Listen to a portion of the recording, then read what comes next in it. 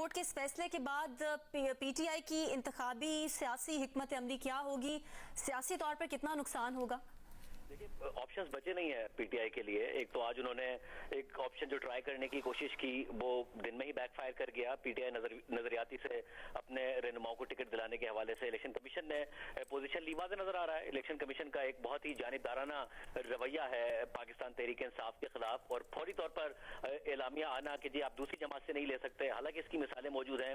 ये साबित कर रहा था कि इलेक्शन कमीशन ऑफ पाकिस्तान एक मुसलसल जारहाना और जानिबदाराना रवैया रखे हुए तहरीक इंसाफ के खिलाफ। दुरुस्त कह रहे हैं आबिद मीर साहब कि बहुत सारा क्रेडिट जा रहा था जस्टिस काजी फैसल साहब को इस बात का कि उन्होंने इलेक्शंस को यकीनी बनाया, वरना बहुत मुश्किल हो रहा था। हमें नजर आ रहा था कि बहुत सारे क्वार्टर्स थे जो नहीं चाह रहे थे कि इलेक्शन हो। उन्होंने बहुत ही अहम फैसले देके और इलेक्शन को यकीनी वो बना रहे थे, मगर उनकी एक और जिम्मेदारी थी कि इलेक्शन गैर मुतनाज़े भी रहते, उनकी एक लेगेसी होती, मगर वो चांस आज मिस किया है जस्टिस काजी फैसल साहब ने। इलेक्शंस को मुतनाज़े कर दिया है, वक्त पर जरूर उन्होंने डिलीवर किया है मगर मुतनाज़े कर दिया है एक बहुत बड़ी जमात को इलेक्शन प्रोसेस से बाहर कर कर।